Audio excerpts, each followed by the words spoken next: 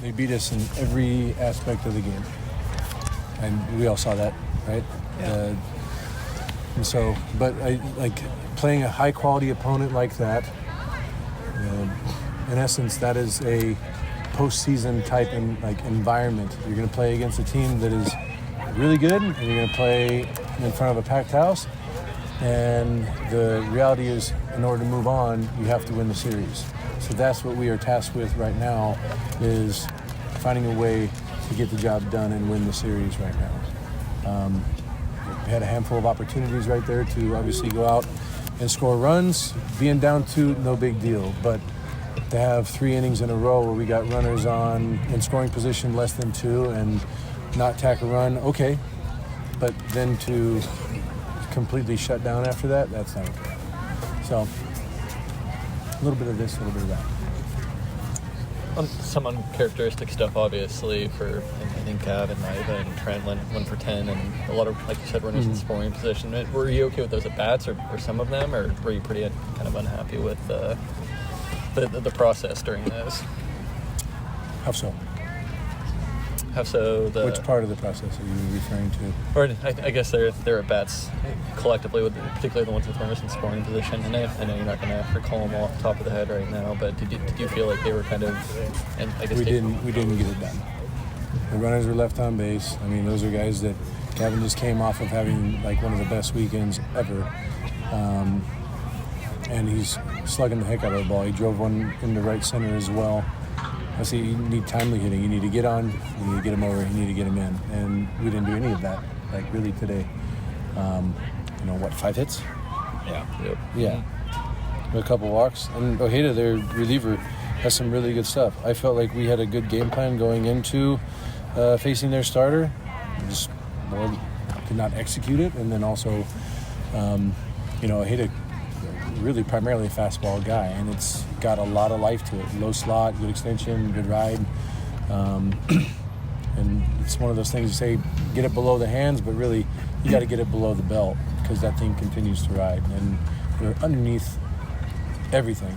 So, the results weren't great, and there was a lot of whiff off of stuff that we've been preparing for in those moments, but unable to execute.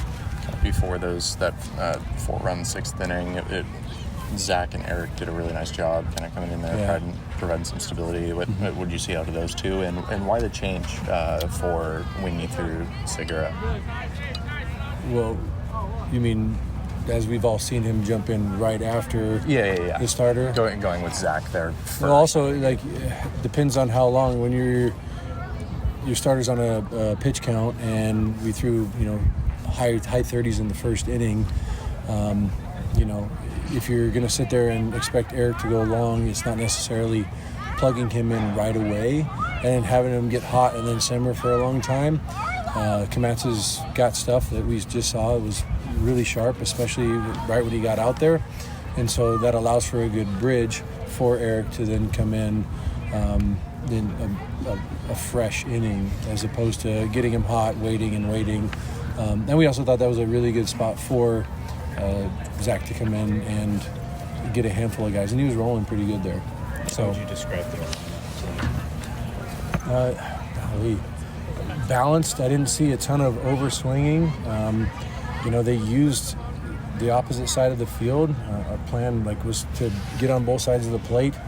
We have a good scouting report on their guys. And then it also comes down to execution on some of those pitches. I'm looking at the pitch call and then the result of it, where it's crossing the plate, and that wasn't exactly where we were looking for. And against good hitters, you have to do that the entirety of that bat. Just like, who was it? Had 2 strikes on him, and then Gav. Gav was a 2-strike count real quick, and then a double. So, he took advantage of a mistake and stayed locked in. And that's what those guys did the entirety of the game is, we'd execute 1 or 2 pitches and then we'd let them back in it. And there was a handful of, I thought, plays that we could have made. Iva made another tremendous play on a ground ball up the middle. Just not entirely sharp. And then when you allow 3 crooked numbers to happen, sort of base hit, walk, base hit, something like that. Yeah, you can fall on that. I don't think that's acceptable to ever feel deflated on it. It's just get the job done. And we gave a handful of guys opportunities to go out there and touch the baseball. And so it is expected, regardless of how much or how little you've thrown, to go out there and execute pitches. Those guys play catch every stinking day. And then they get off the slope, a vast majority of the days too. But, Queenie threw a handful of really good pitches, and then a mistake left up in the zone or the other side of the plate. These guys, good hitters have strengths, and they don't miss their strengths, and that's what those guys showed today.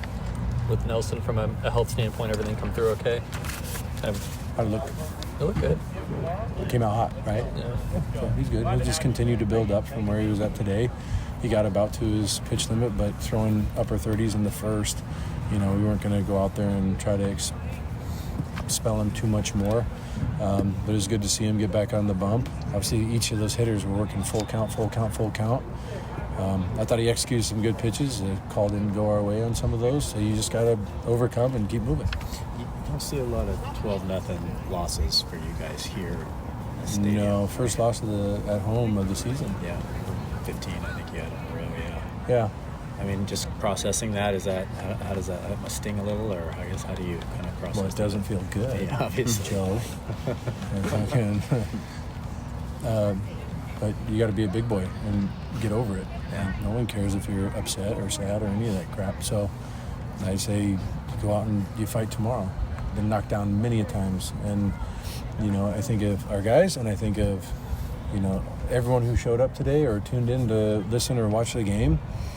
And you owe it to everyone to give your best effort. And sometimes you're going to give your best effort and you're going to come up short. And just executing. Again, I'd look at the preparation that we've had all week, and I absolutely loved it. And I thought that, they prepared the right way. And so there's something to be said about working your butt off and not being able to get the job done.